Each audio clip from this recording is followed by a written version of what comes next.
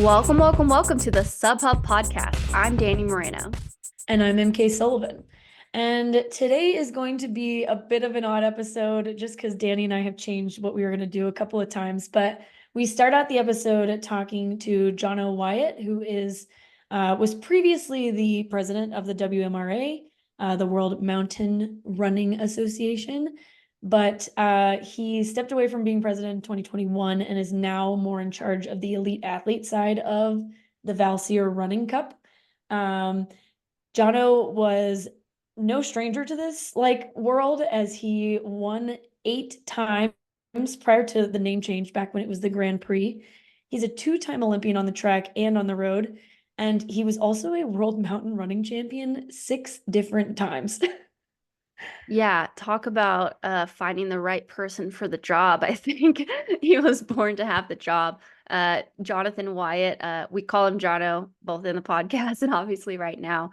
But as EmKay says, he organizes the logistics of the World Cup, selecting races, sending out invites to athletes and stuff. So we chat a lot with him about that. But we also chat about the first race of the season. So this series is just getting started. So while Skyrunner and Golden Trail have already had their first couple of races, Skyrunner more than a handful at this point, the World Mountain Running Association Valsir Mountain Running Cup. So I think they try to separate that, and it's mostly like focus on Valsir Mountain Running Cup, is kicking off with the Broken Arrow VK this Friday. So we chat with him about that. He is very excited. I think the Valsir Mountain Running Cup in general is very excited because there are 6 champions, former champions, lining up through the various races. And so we get to chat a lot about that.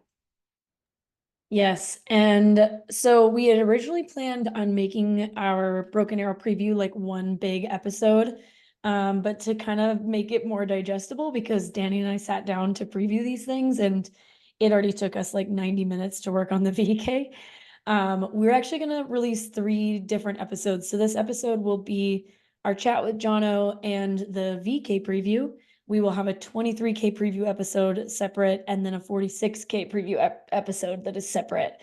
And we hope to give you guys as much information as possible, not just about the athletes racing, but hopefully about the race day, events that are happening, just so you guys kind of know what to expect when you get to Palisades. Yeah, so if you're an athlete who is racing yourself, maybe you're a spectator, maybe you're an athlete that we mentioned in this, or someone that's just in the Tahoe area looking to check out the event, select the episode. Hopefully you listen to all of them, maybe on your drive over, to get a better idea of what's going on each day, etc. So we will start with our chat with Jono, and then stay tuned for our VK preview.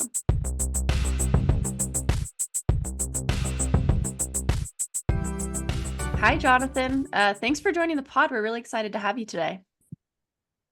Yeah, hey, great to be here. I love what you're doing, and just pleased to be a part of it. So I guess let's start out with the most obvious question of them all, which is, what is the Valsir Mountain Running Cup? So slightly long title, Valsir Mountain Running World Cup. We've been going a long time, 25 years. This year is the anniversary for us. And as an organization, the World Mountain Running Association is actually celebrating its 40th year of existence. So we might be seen as the establishment, but we're definitely trying to move with the times as well. And the World Cup series is a way for us as an organization to engage with the private races that are around the world that kind of fit the mountain running format. And we combine them together to make a circuit and really celebrate, trying to bring together the best mountain runners around the world. Yeah, 25 years, that's a long time. That's almost as old as I am. As far as the Mountain Running Cup goes, how has it evolved over the years, and more so in like the last 5 years? Yeah, sure. And probably the biggest, like you say, the biggest evolution has been in the last 5 years for sure. It actually started off, to give a bit of history. It was the World Mountain Running Association was around, and it was actually 4 individual races that came together by themselves, nothing to do with the WMRA, and had a meeting and decided we'd like to have a circuit, a series of races, and there were 4 races. One of them in Austria, in a place called Telfis. Another one was the Challenge Stellina in Italy. And another one was in Lenzerheide in Switzerland. And the final one was in Bavaria in Germany. And all the races were sort of around 10 to 15 kilometers. And the WMRA liked what they were doing. So, hey, actually, that's actually a really great idea. We could actually grow it and bring in more races and create a circuit. So it was known as the Grand Prix back then. Then the name changed, probably about 10 years or so ago to World Cup. And then since that time, it has grown on and off. But I actually took over the presidency for the WMRA back in 2016, I think. And I was the president for 4 years. And one of the things I really wanted to do was actually to be a little bit more relevant to what was going on. The growth of off-road running in general was incredibly strong, and the organisation had to be honest, had been left behind a little bit. And so I saw the World Cup as a good way of engaging again with the race organisers, the private races, but also having an opportunity for mountain runners to compete together during the season.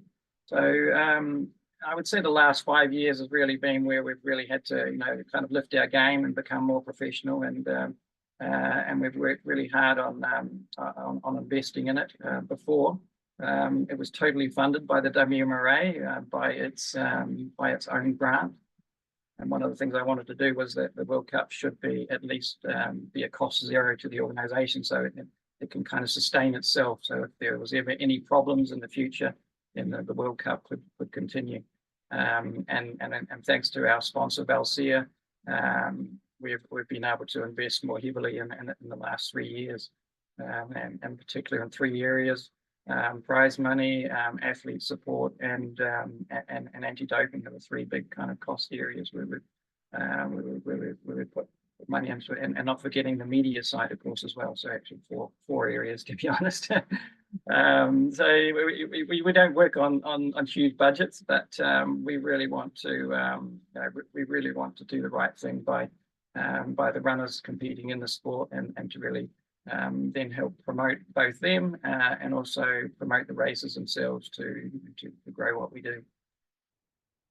Before we get into the kind of support that you guys provide for athletes, could you give us a little bit of an explanation of the different race categories? We've got short uphill, classic mountain, long mountain, and kind of like how you guys choose races to fit those categories.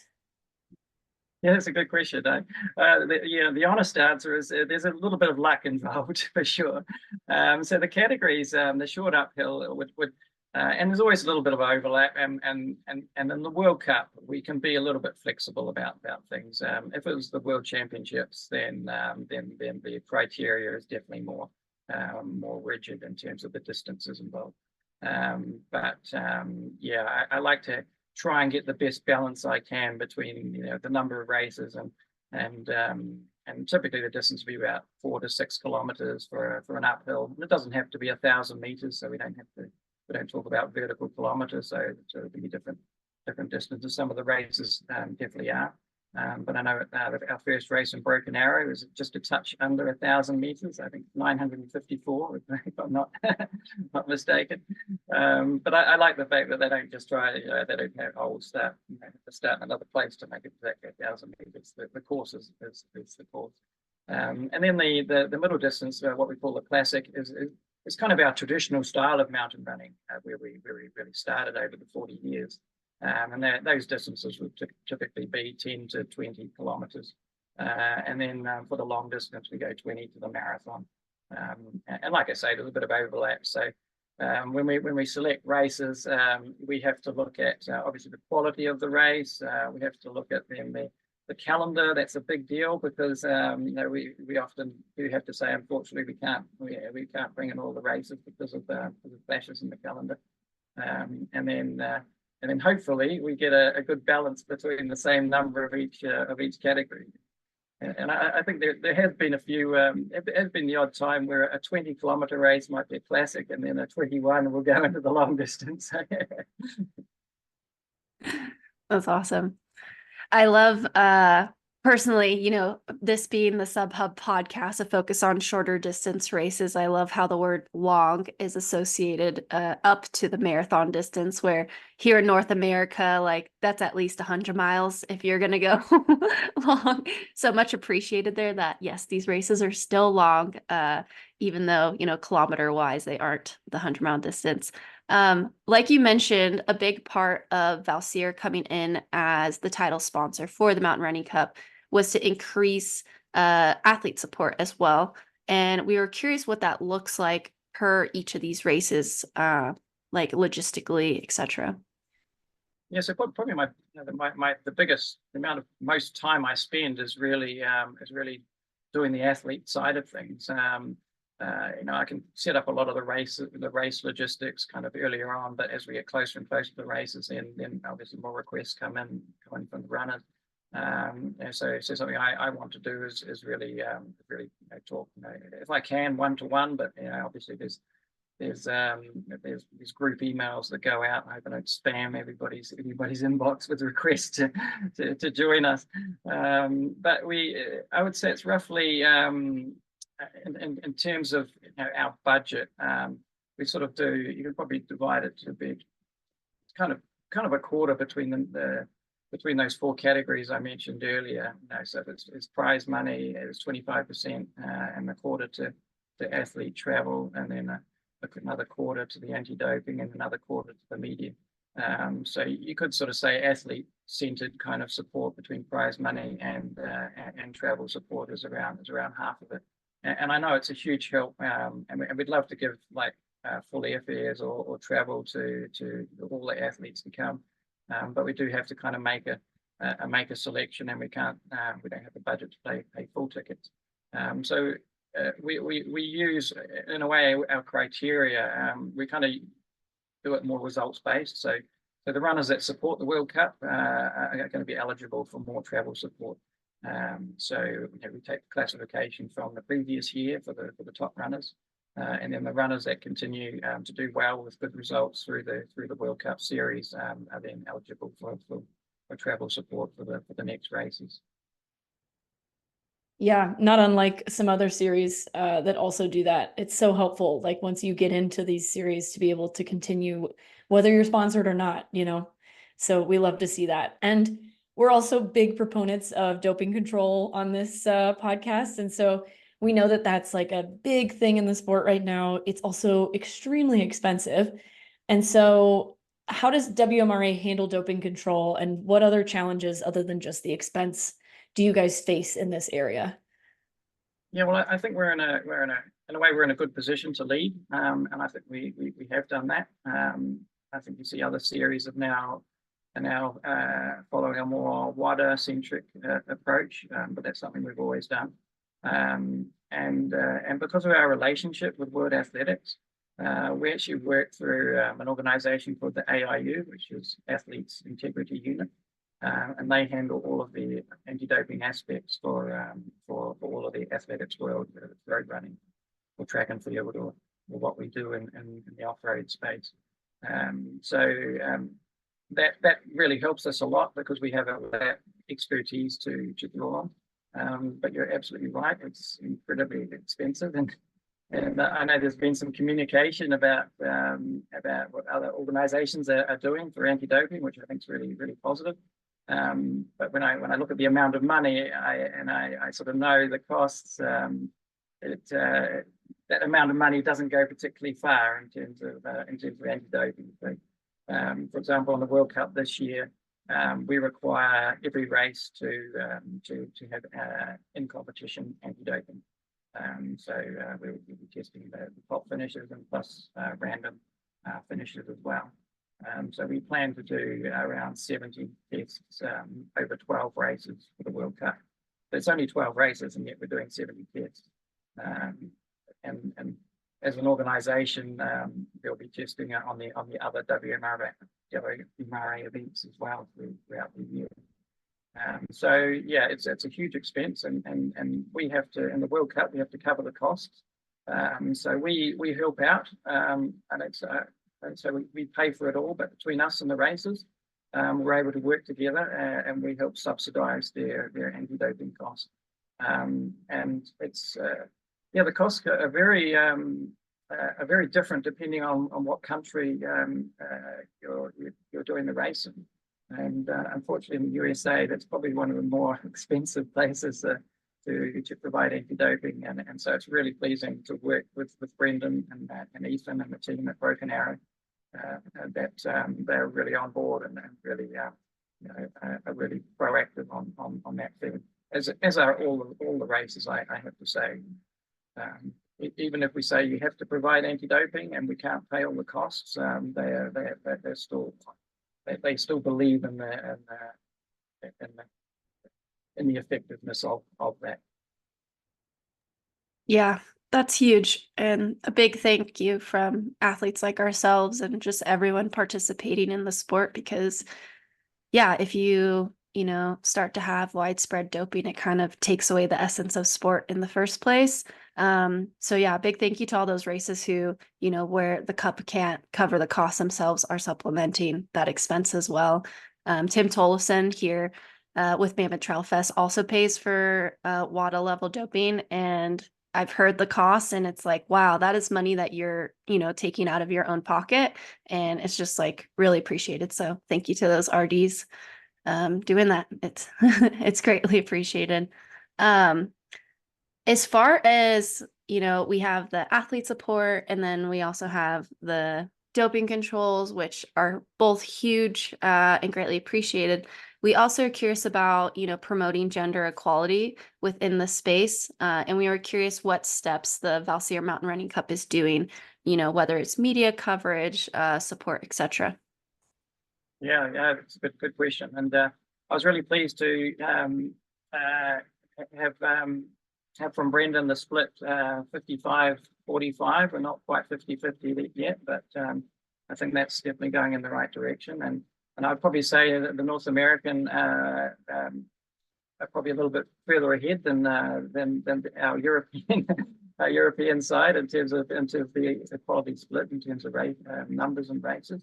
I think, for me, it's a bit of a no-brainer. In fact, rightly or wrongly, I don't really actually think about it. I just automatically assume that what we do is equal coverage, especially on the media side. I think we're very careful about making sure that we present things equally. And 9 times out of 10, I even like to put the women's results first and not the men's. How it's often just, that's the way we always do it. We put the men's results up first. But when we're writing previews and things, why not do it the other way around? It's just, for me, it's a no-brainer. And again, that's something that's changed as an organization. Back in when I first took over the presidency, there were some of the World Cup races didn't have equal prize money between men and women. So it's a no-brainer. It's just it's equal for both. And there's been situations where, for example, there's a prize for the first one to reach the top, the top of the mountain during the race. Prima della Montagna, if you did an Italian race, and if they only have one, I'm like, well, no, you can't do it. It has to be equal for both. And some of the runners I've coached over the years have stood up for that, which I'm really pleased about. So I was coaching Bruce Croft for many years, and also Caitlin Theodore as well, and so it's great working with them. And like I say, if we're as an organization, it just, we shouldn't need to think about it. We just, we should just do it. It shouldn't be an issue, I guess, is the best way to say it. Yeah, not often are you going to have a female get to the top of the mountain before a male in a race where, everybody's on the same start line. So that's greatly appreciated that you're trying to fight for those, you know, equal prize monies, whether it's at the finish line or at the top. So how does, because we have tried to explain this, we at the beginning of every year, we like try to run through this series and like how to qualify and, you know, et cetera. And so how does the point scoring system work? And like what strategies do some athletes use to maximize their chances of getting to the World Cup, but also winning the World Cup? Right. Well, I hope it's simple. That's my biggest hope.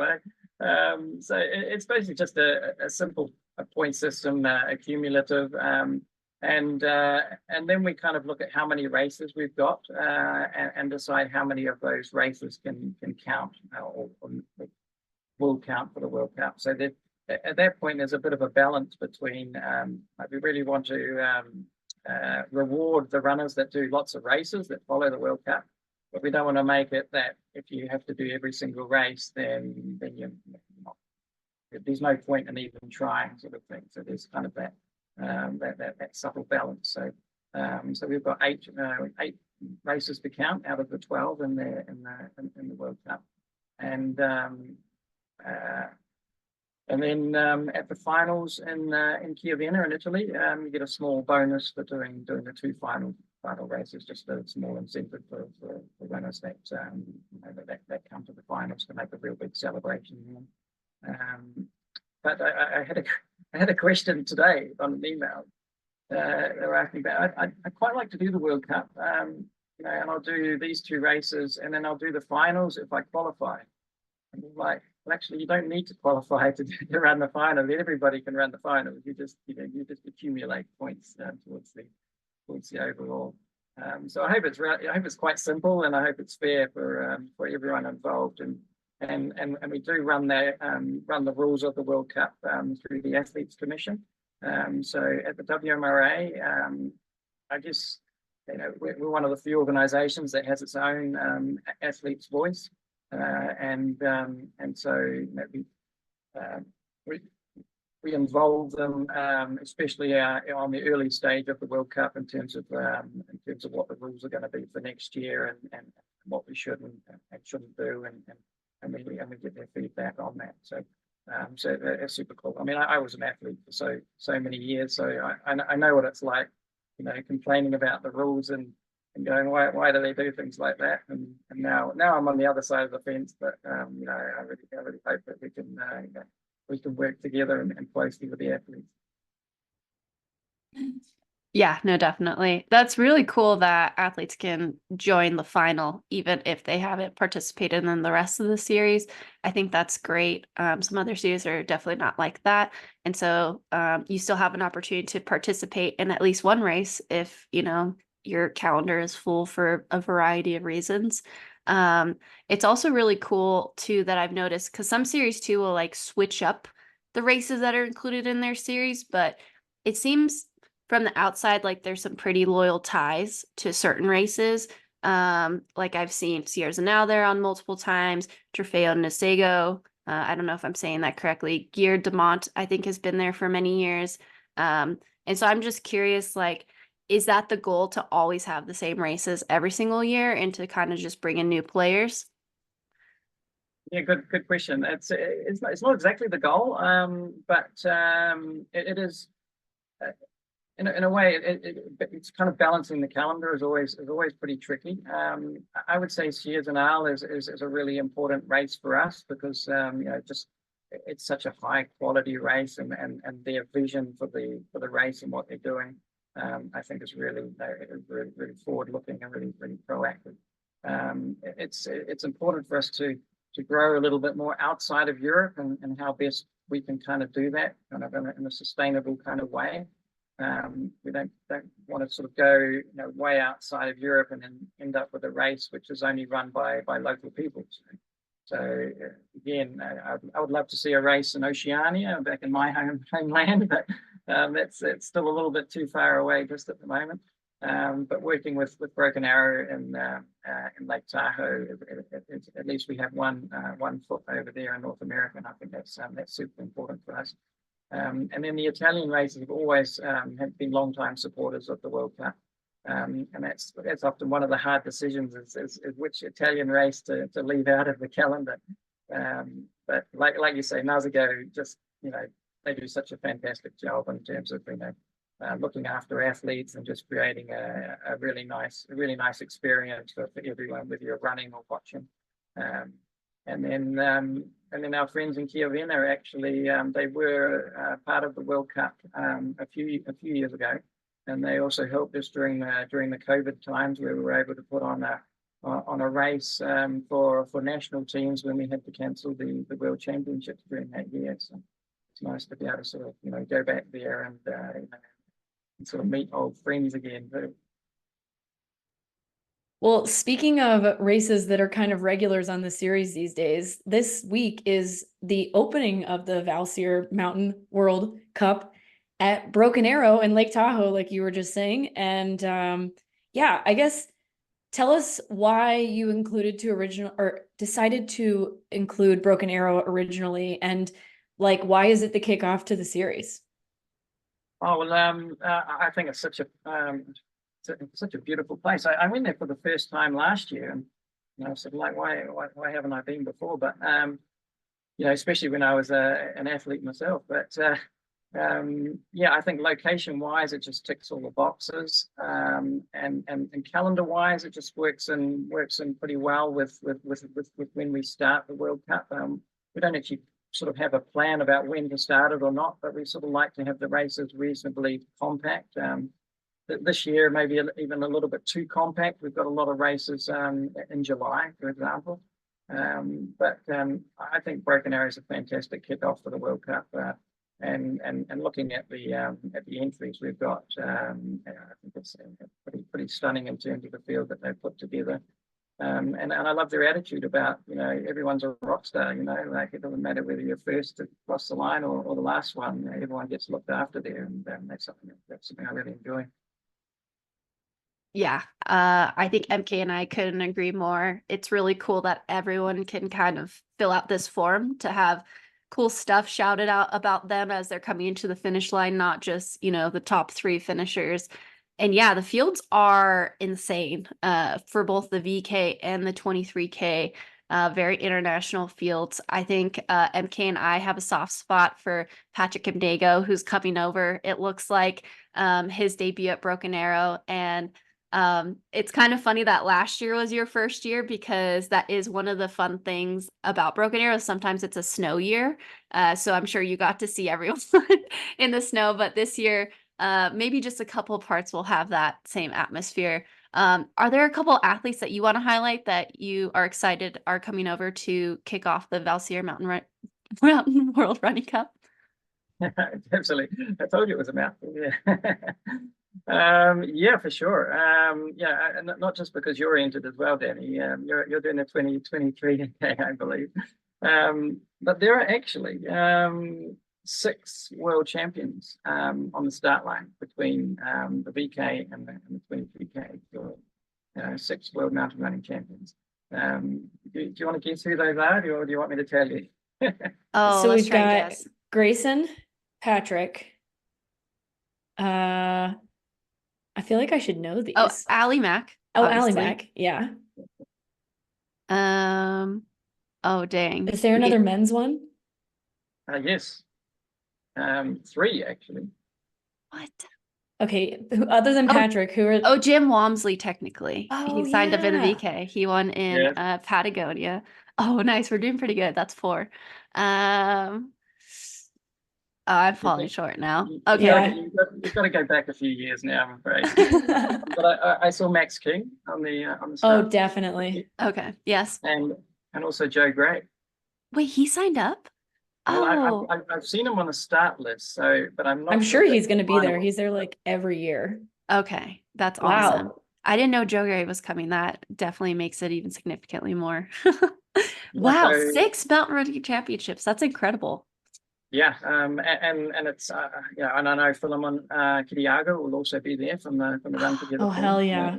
So they'll be both of them will be hard to beat on the uphill, especially. Yeah. But yeah, it's as I understand, there is some snow up there, so the VK in particular could be would be an interesting, pretty interesting battle.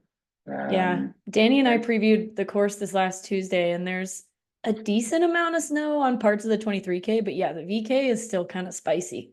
Yeah, and the VK starts later in the day, so the snow is a bit more sloppy. Yeah. Nice. Wow. Are you going to be there this year, Jonathan? Yeah, so I will come over and represent the WMRA, and I sort of have a few hats on. So I'll be working on the media side as well. Nice. We have Nancy Hobbs, who's a long time WMRA council member, and she works heavily with ATRA and the US ATF. So she'll be there and giving me a hand. She's always great around the finish line doing interviews and things. So yeah, we'll have a smaller team. So sort of to be more efficient over there. We're not going to bring a lot of people from Europe over there in terms of the WMRA staff. But again, the race does a super job in terms of their communication side. So we'll be working with Scott Rokas and the team about to try and show everybody how great a race and great a spectacle it's going to be. And of course we've got some of the returning champions from last year as well. You know, with Anna Gibson and Eli Hemming was taking out the 23K last year. Well, although the course was shorter, it was changed last year because of the it was snow, but also very windy on the day of the They did the 11K course like twice instead of the full 23K last year. Yeah. So we'll probably, I mean, we're going to be previewing everyone, the Broken Arrow entry list right after this conversation with Jonathan, but I think we both believe the course records are going to go down, you know, all things considered, if we're going to be running the same courses as we did 2 years ago. Yeah. Yeah, definitely. And are you going to be holding the finish line tape? Hopefully I'll be out there on the course running around somewhere. If I can escape from those other duties, I like to get out on the course myself and actually see what it's all about. So, Perfect. I did that last year in the VK and sort of I ran around the first part of the track and then on the Sunday on the 23K then I got to see the very first part of the downhill on the snow and how everybody was handling. Some were on their feet, others were just went bombed down on their backsides. It was something to do. Yeah, it'll be definitely a little less sloppy this year in terms of snow, but it'll still be exciting. So to close out this part of the episode, if athletes are interested in participating in the WMRA series, how can they gain entry or get involved? Yeah, I just say to contact me. I don't know if you can put my contact there on the show notes or something like that. But yeah, I'm managing the World Cup for on behalf of the World Mountain Running Association. I actually left the council 3 years ago. It was one of those double-edged swords. You know, the more work you do, the more work there is to do, and then I had to get a bit of work-life balance going on. So I decided to leave the council, but I was really keen to keep involved with the World Cup as a project, and I could sort of just concentrate and focus on that. So, but yeah, if anybody wants to participate, I'm the person to get in touch with.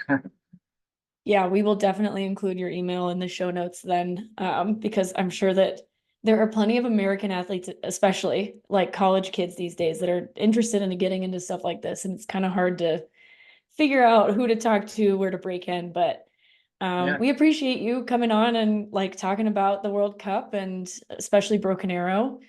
And well, just to give a quick shout out to Andy Wacker and what he's doing with the team. So I've worked with him and he sent over some younger runners to Europe to have a World Cup experience last year. So yeah, you know, those sorts of projects that he's doing to give younger up and coming runners the opportunity like that is tremendous. And I think the World Cup is very accessible because of the distances aren't extreme and the races aren't as technical as a hardcore sky race as well. So for people coming into the sport, you know, mountain running is a really, really good way to do it. 100%. I mean, the World Mountain Running Cup is it's all of the things summed up in why we started this podcast was its accessibility, you know, recognizing that with trail and mountain running, there are shorter distance like this that you don't need to jump into a 50K, regardless of how old you are, right? And so, yeah, just thank you for preserving this part of the sport that needs to continue to be preserved, but also just have more eyes as we go forward. Well, don't worry. I've had plenty of comments about being involved with races, and they say, "Oh, you're only doing the marathon, or you're only doing the 20K." Yeah, it's like no, not only. Not only. Try and run a mountain marathon and come back to me and say only. Exactly. Cool. Well, we will see you out on the course. Make sure you guys stay tuned for the rest of the episode. Dani and I are going to do a preview of the athletes that are running the races at Broken Arrow. And yeah, it's going to be an exciting week. Make sure you bring those stickers with you. I heard you got Oh, some yeah. stickers Yes, we're going to bring some stickers. Awesome. Thank you, John. Oh, thanks for inviting me. Hey all, Dani here, professional trail runner and co-host of the SubHub podcast. Last year, after getting sick before a big race, I started looking into natural ways to boost my immune system. So I embarked on a little research journey, trying out a few different options. And you know what? I found myself reaching for one set of products again and again, and that was Beekeepers Naturals. And guess what? They are now a partner of the pod. Founded with a mission to reinvent the medicine cabinet, Beekeepers Naturals offers an array of immune-boosting products free from harmful chemicals and artificial ingredients. So if you're looking for a natural option to boost your immune system, consider trying Beekeepers Naturals products.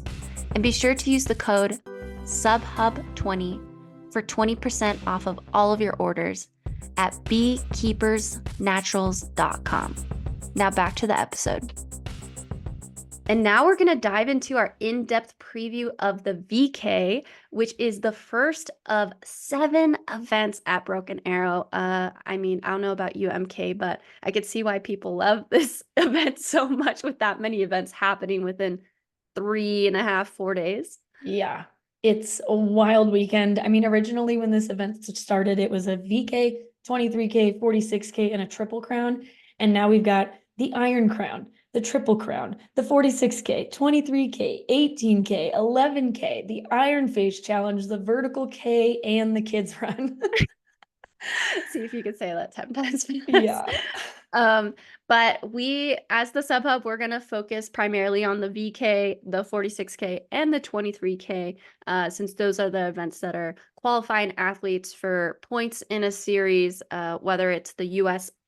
Golden Trail National Series, the WMRA Valsir Mountain Running Cup, etc. Or the NACAC team for the 46K. Or the NACAC team. Yeah. Yes, that's right. So lots of opportunities to be held here. And those are the 3 events that have prize money. And since we are focused on primarily that part of the sport, we do want to highlight those 3 events in particular.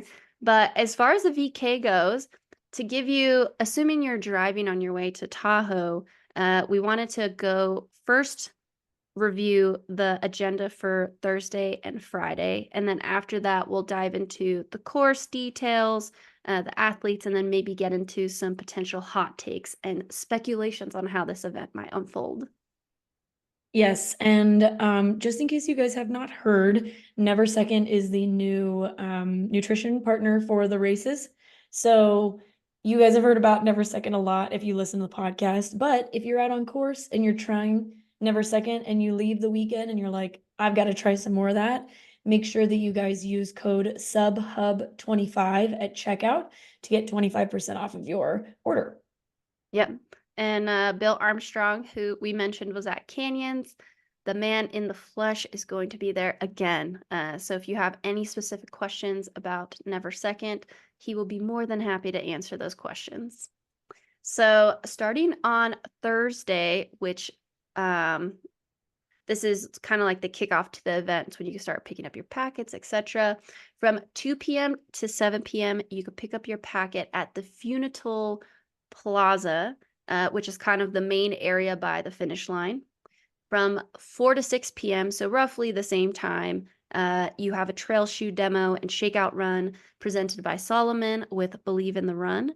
And then 5:30 to 7:30, we have Mammoth Trail Fest RD and just overall local legend of Mammoth and legend of the sport with the great hair and smile, Tim Tollefson. Too many great things to say about Tim. And he is going to teach you, if you are interested, how to run with poles. And that will be in partnership with Likey and the Donner Party Mountain Runners. Yes. And then Friday, bright and early, because the VK is like kind of in the middle of the day. Packet pickup for the VK, the Triple Crown, the Iron Crown, and the Iron Face Challenge starts at 5 a.m. in the same plaza, the Funatel Plaza, and ends at noon.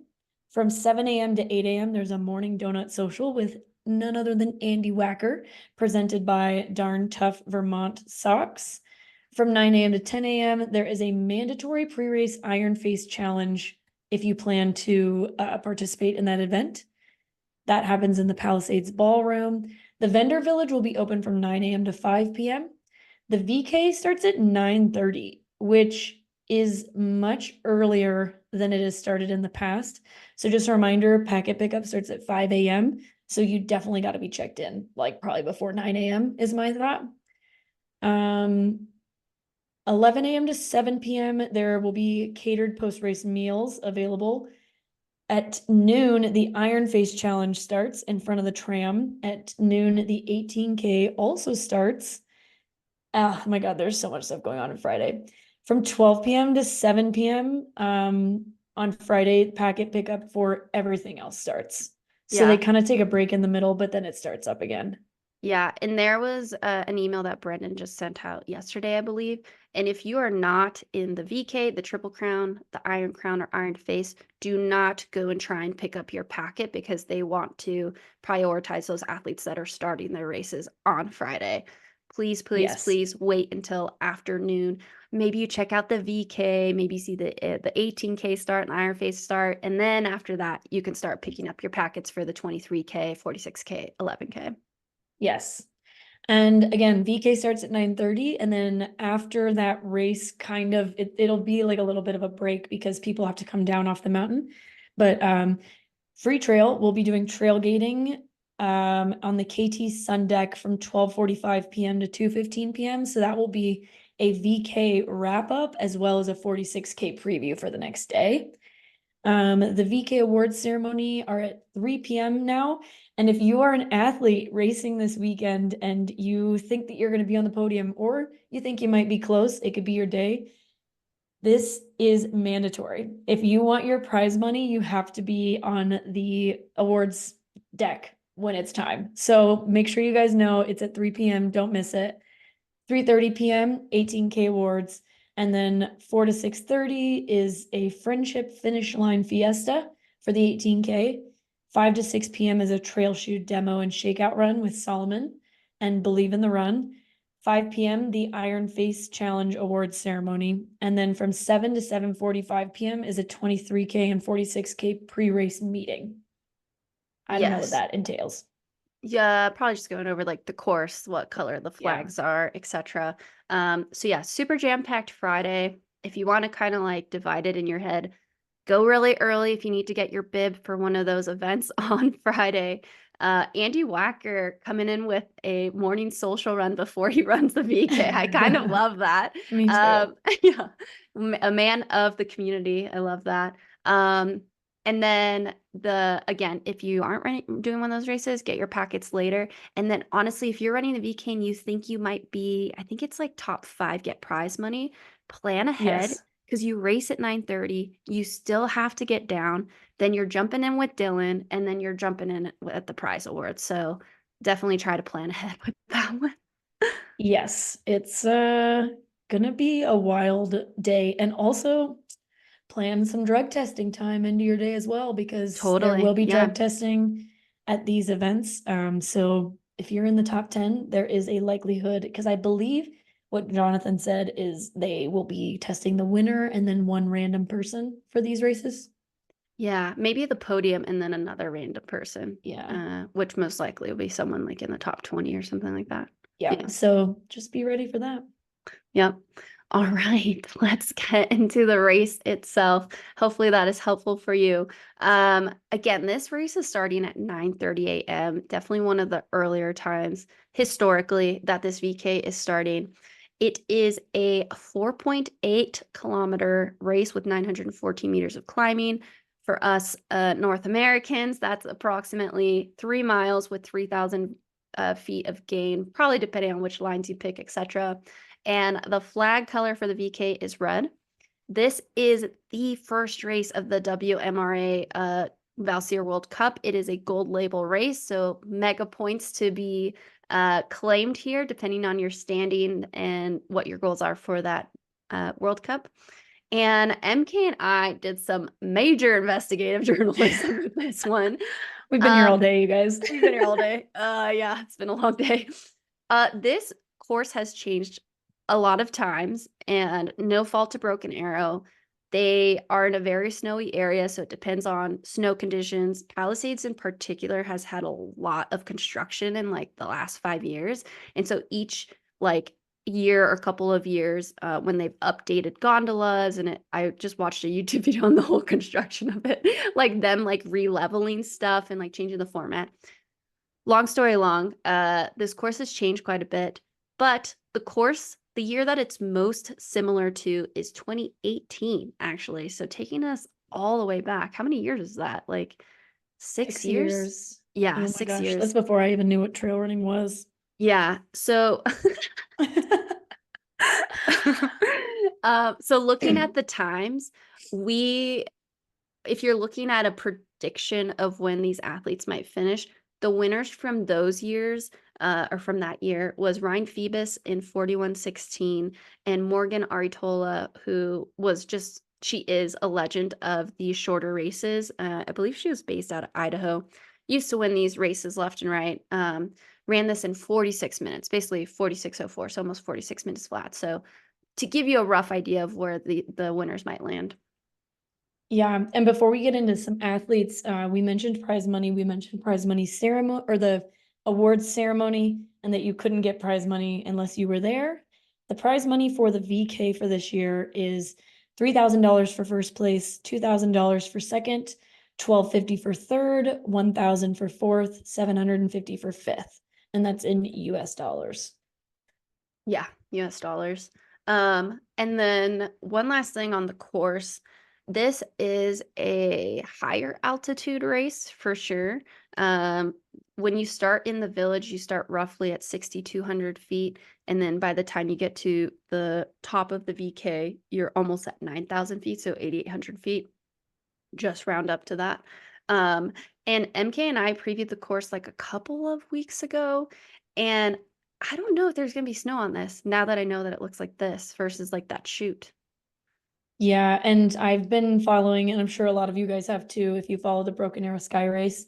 Steve Hammond and Brendan Madigan and Mayel have been out there kind of like every single weekend doing basically a snow preview of the course.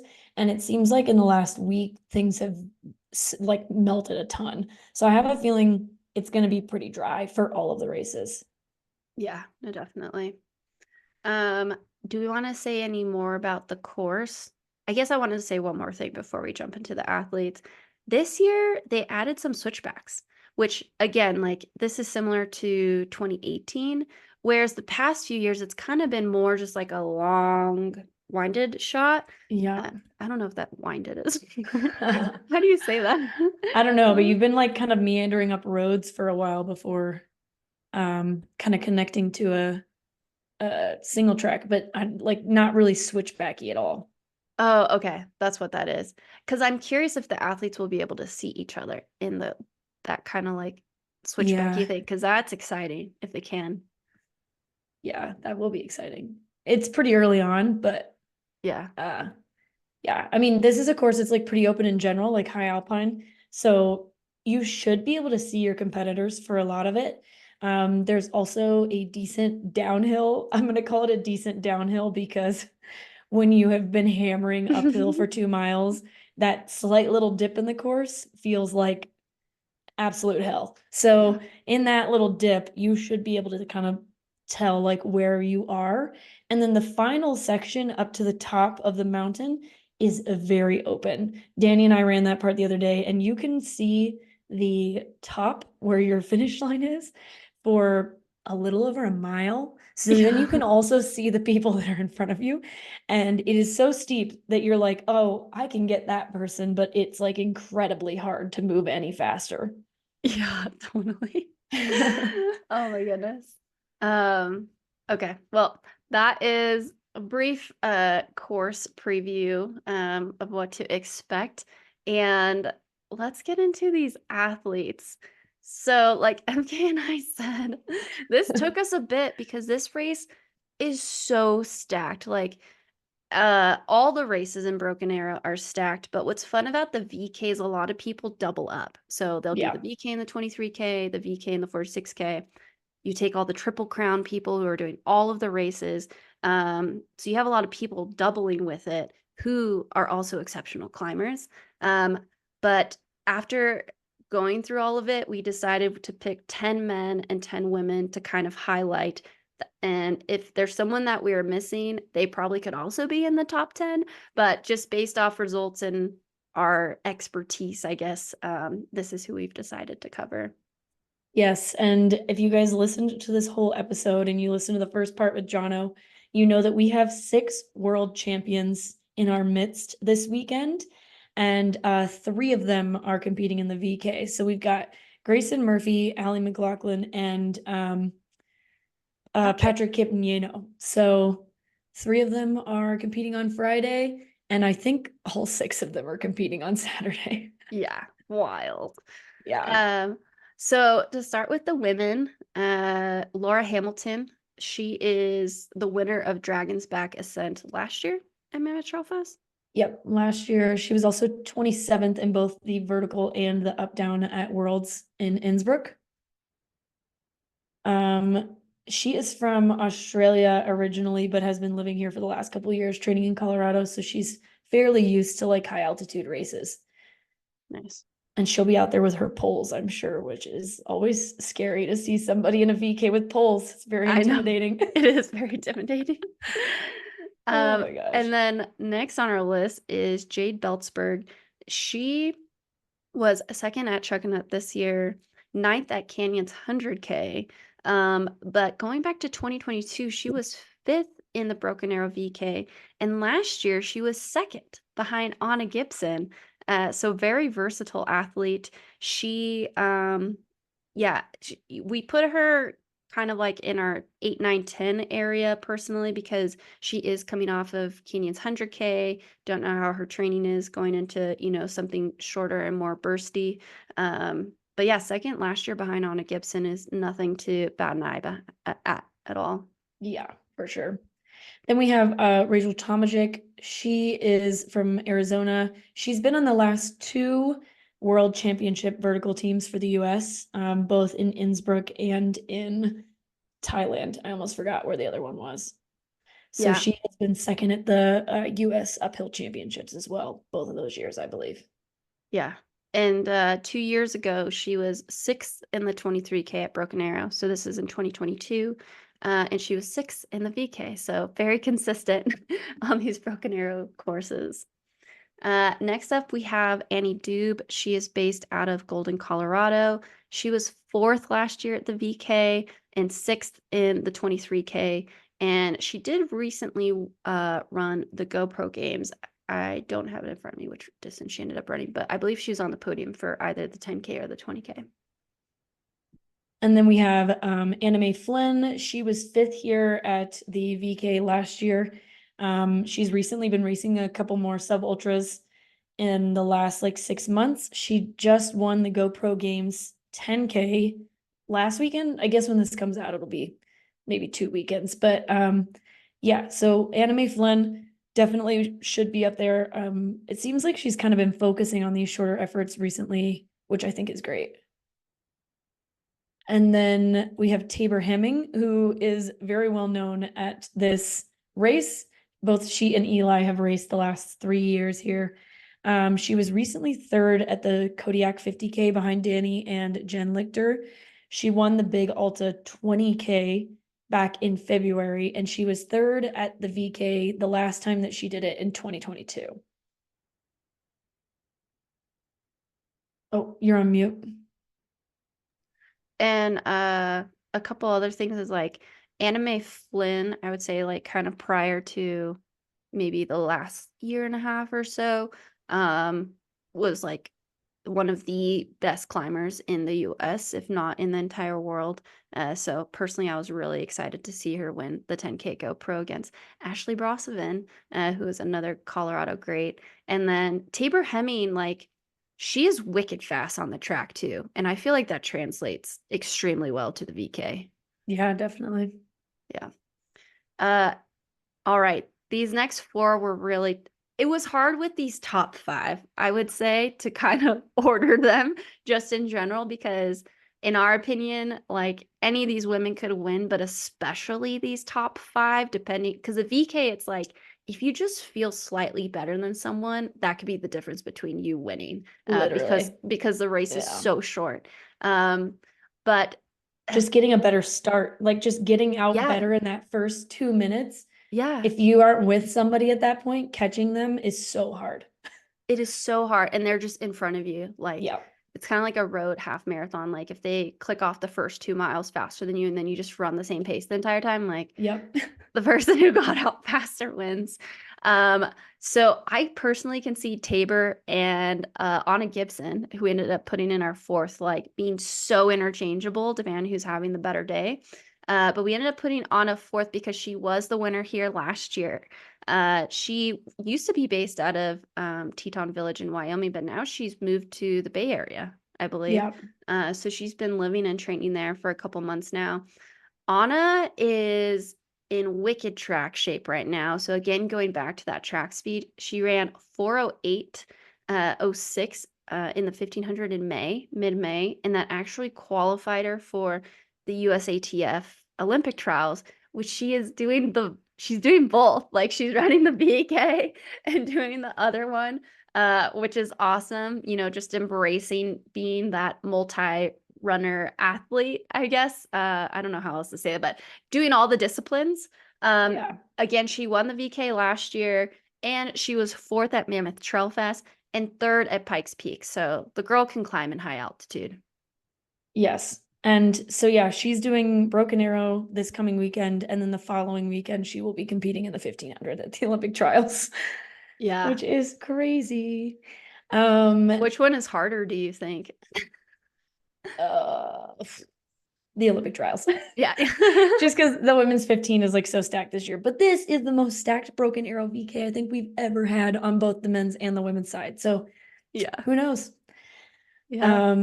Then we have Allie Mack, fan favorite of Broken Arrow, especially because Allie is always there. She always shows up for this race, like ready to go. She was the VK World Champion in 2022 in Thailand. She's won the VK here at Broken Arrow twice, once when she was doing the triple and once when she wasn't. And she last year like had a pretty like rough time at World Championships and then came to Broken Arrow and was like, yeah, I'm probably not going to race, and then just absolutely knocked the 23K out of the park.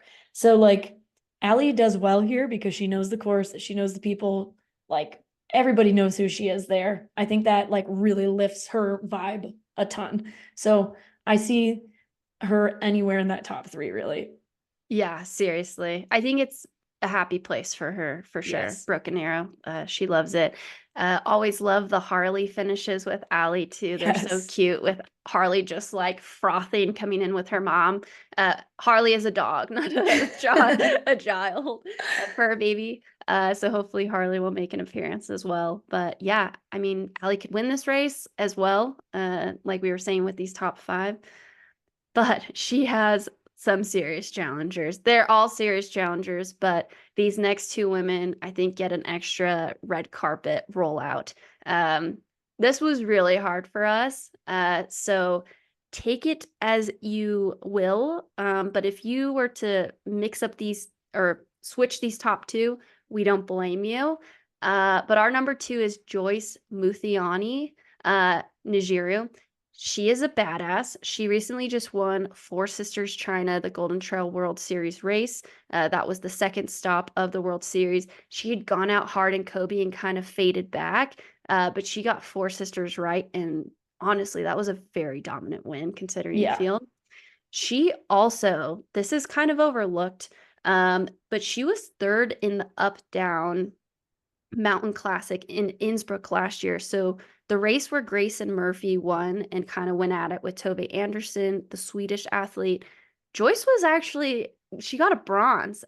She just wasn't in that camera sight as much, but considering the women that were in that field, which included like Magdalena Floria, a lot of athletes that are very common on the Golden Trail World Series, that was a big third place.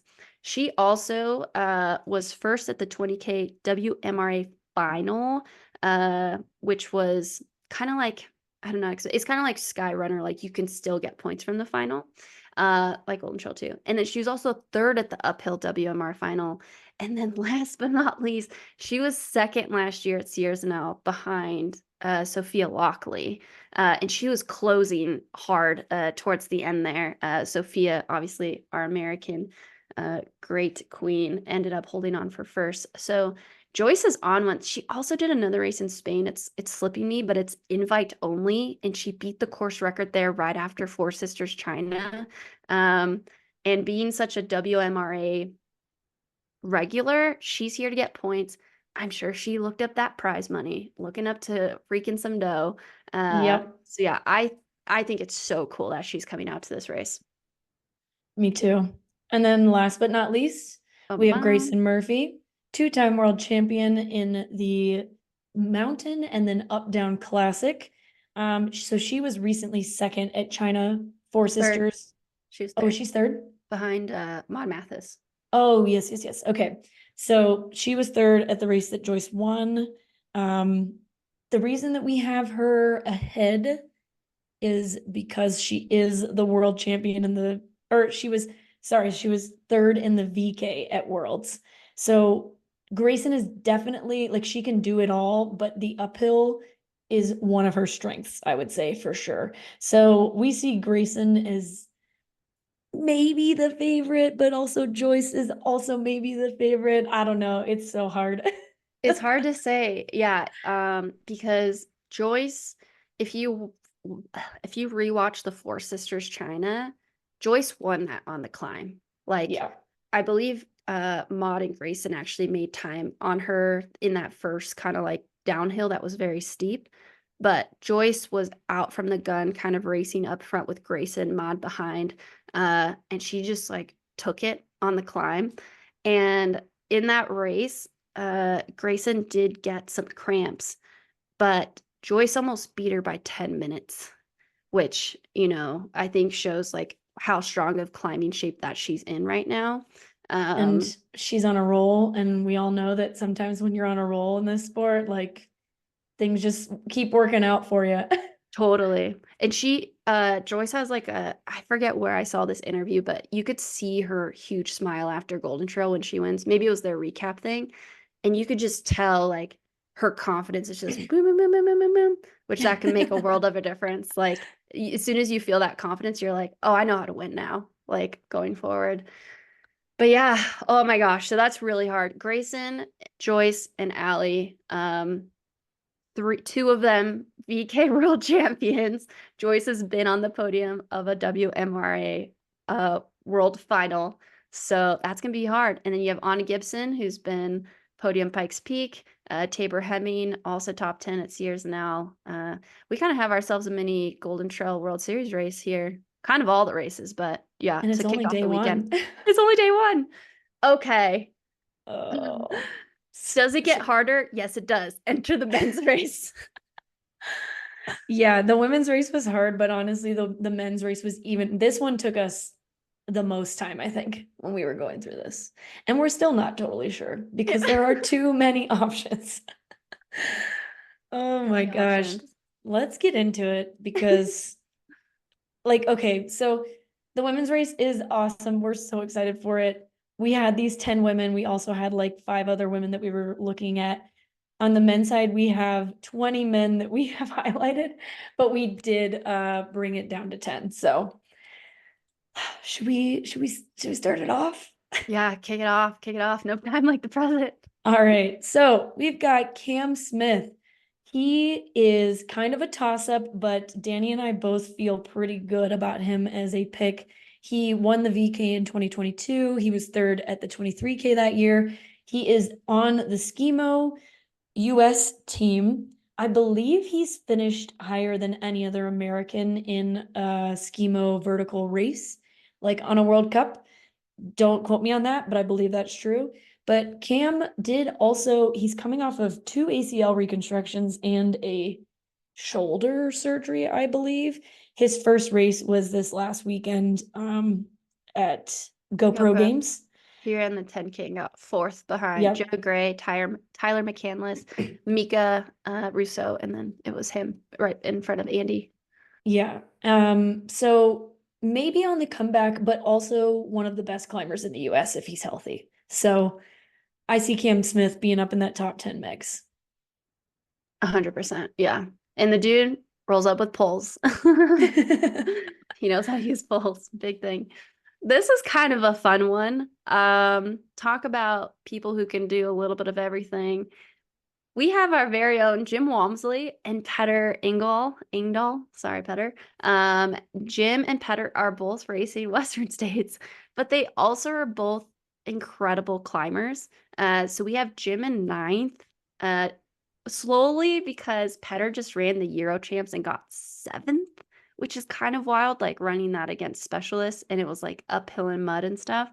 But yeah, Jim, I hope he's like going for it, but you know, if he's going for it, we're having him in this top 10. Maybe he's just getting like a good push of a workout.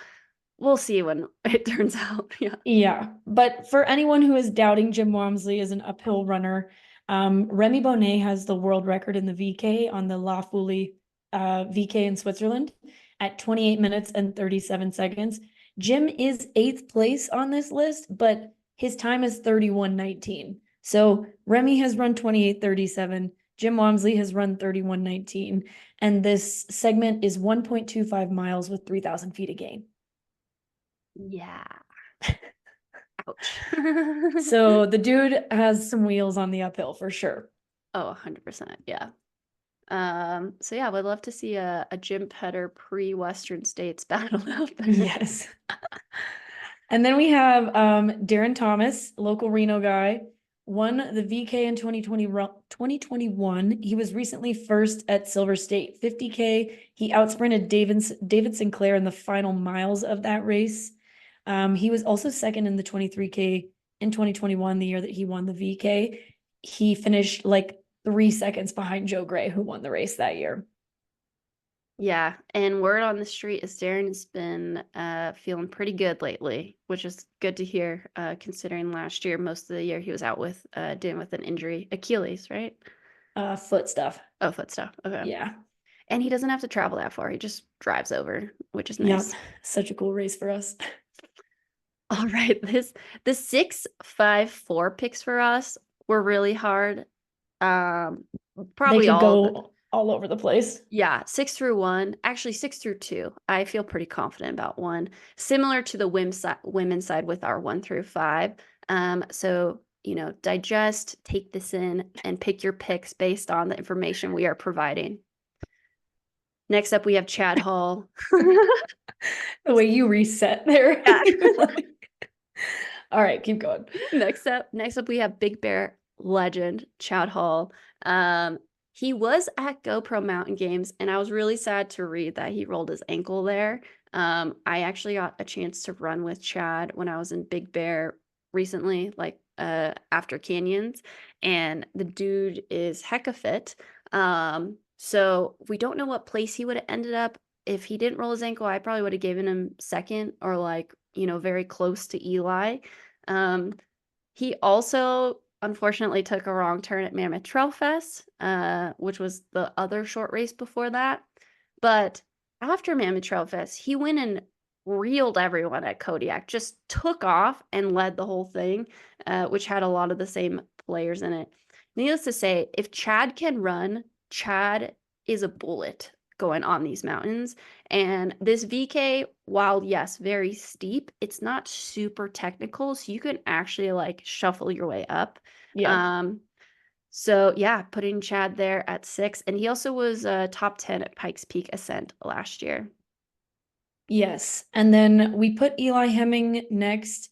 He was first at the Black Canyon 60K this year, first at Big Alta 50K, first at the Canyons 50K.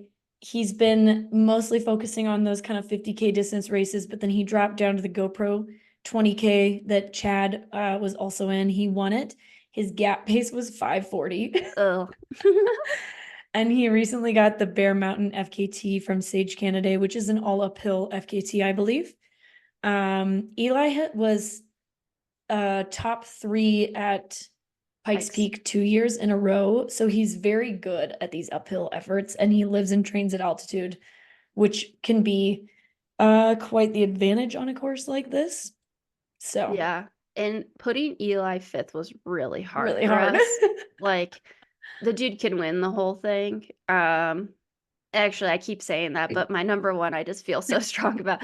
Eli can really get second. I hope he believes he can also win. Yeah. But yeah, these next 4, I think they're just gonna, all these 5 guys are gonna bring the best out of each other, and they're just gonna absolutely demolish and probably run under 40 minutes for this course, which will be disgusting. But our next pick is no other than David Sinclair. David Sinclair re-entering the chat. I was telling EmKay, he reminds me that maybe this is a poor comparison. I don't know if she likes this or thought it was funny. Daniel Day-Lewis doesn't act very often, but when he acts, he gets an Oscar. And so that's like David Sinclair. When he races, he kicks ass. Yes. He is no joke, as anyone who pays attention to the like kind of North American trail world knows. I mean, he's also been like really high up at a world championship before too. I think the year that maybe Jim Walmsley finished first. Yeah. So the funny thing about that year, side note, is that was in Argentina, so Patagonia. I was on that same team. He ran the marathon and then didn't know until after the race. One of our guys dropped out of the up down. He ran the up down and then got like top 5 the very next day. It was ridiculous. Like he literally found out that day and he's like, yeah, I could do it. It was crazy. Oh my gosh. Yeah. Yeah. Legend. No, David's an animal.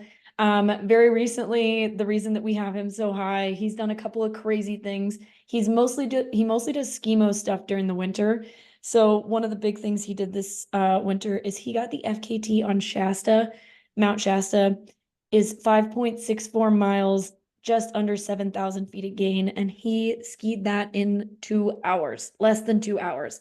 And then 2 weeks ago, he just went to Mount Whitney casually, which if any of you guys have ever run Mount Whitney, it is 10 miles up. I don't actually know how much gain. It's like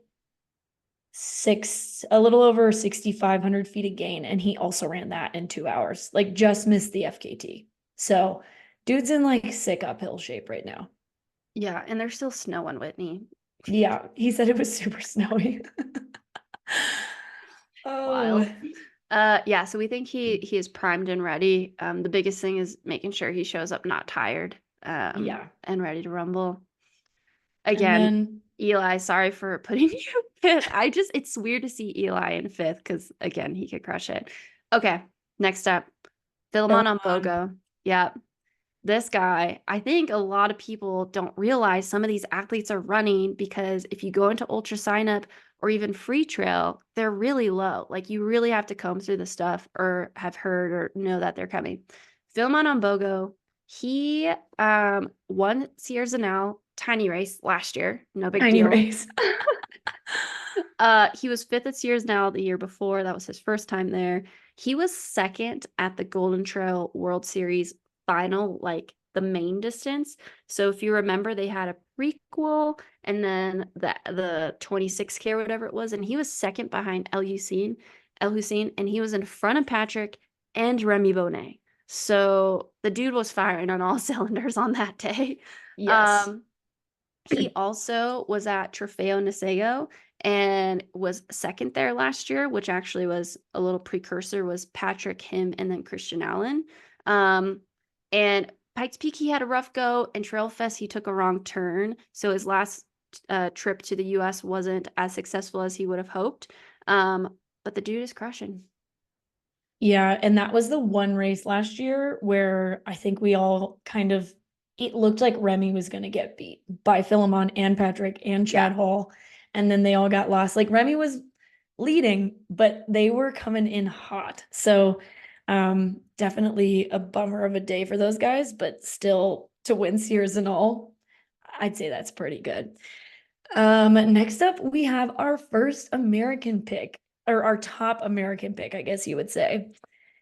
If he's racing, I'm hoping he's racing. You know, he's had kind of a weird year, but Christian Allen just finished his final year at BYU. He was on the trail team last year. He was third at Trofeo Nisego when Patrick won and Philemon was second.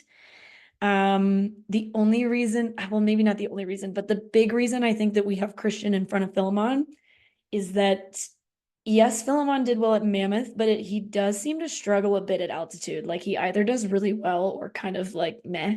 So Christian lives in Utah. He lives at altitude, trains at altitude. I have a feeling he's going to do very well in this race. Yeah. The other And reason, he's in track shape.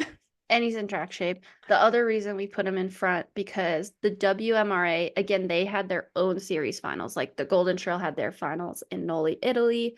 Skyrunner had it in Limone last year. Limone, maybe? Mhm. I can't remember what their final was. But the WMRA, the Valsir Mountain World Running Cup, they had their final. And in the uphill champs, Joe Stewart won, who just got a medal at the European uphill.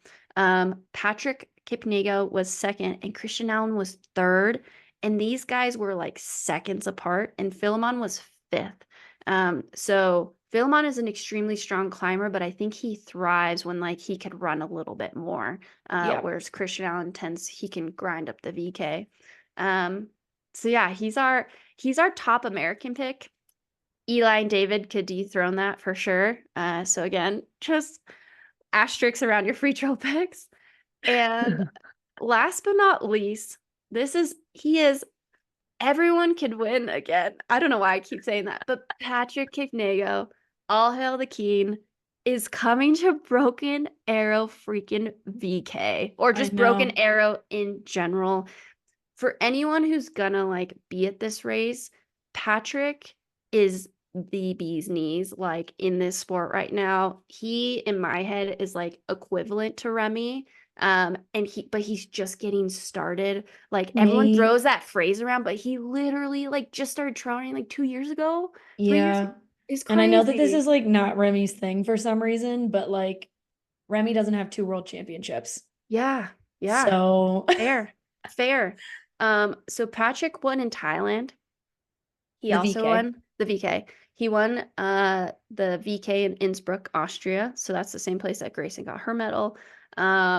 He won the first 2 Golden Trail World Series races this year, proving that the man could do anything. Kobe was like sharp, had very technical bits. He held on to his own in the technical bits and out-climbed everybody. And then Four Sisters China, like Joyce, very high altitude, fast running, a little bit of technical. Yeah, and this should not be overlooked. He was second behind Remy when Remy broke the Pikes Peak record in his first Pikes Peak ascent ever. Insane. And I can't remember if he also broke the record or if he was like a minute off. Either way, it was very close. Like it was very close. Yeah. And Pikes Peak is one of those races that like you almost have to practice. Like it even took like 3 times to break the record. So yeah, it's crazy.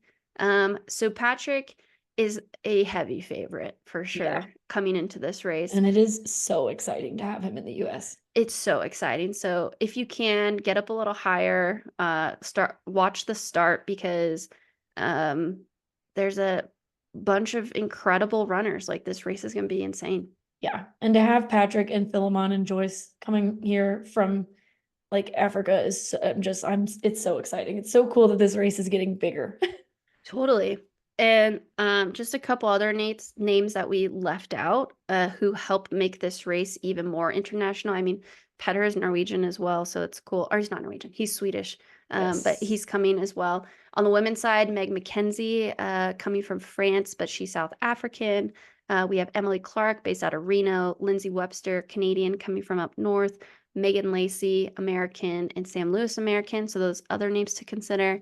And then on the men's side, Mika wasn't in our top 10, but Mika is a stud. He definitely can be in this top 10. He will be racing Garrett Cochran, USA mountain running marathon champion last year at Breakneck. Andy Wacker, who, like we said, is doing the donut run. Remy Leroux coming from Canada. Sam Henry from Salt Lake. But he's Andre, Canadian. oh, but he's Canadian. Yep. And Andre Fajar from the Czech Republic. And then we also have Abraham Cruz from Mexico and Andrew Douglas from Great Britain. So yeah, super international race. This is probably the most international Broken Arrow's ever been, to be honest. So yeah, those are our athlete picks. Let's dive into a couple of fun conversational pieces before we close this episode out. We put this as a question, but it's fun to kind of just touch upon it one more time. Who's our top American in both of the races? I think it's got to be Christian Allen and Grayson Murphy. Yeah. Grayson Murphy, Allie. Oh, yeah, I would say the same too. Oh, it's so weird betting. I'm not betting against Eli, but it's just weird not to consider him considering the year. But Christian Allen, if he's ready to go, yeah, I would say that too. And I think that's it, actually. That might have been. Oh, how do you think the race is going to play out? That's what I wanted to ask you about. I think that just because of the way that this course like starts, so you start on like an actual ski hill, so it's not like a trail or a road or anything like that. It's kind of weird, kind of lumpy, grassy, but not nice grass.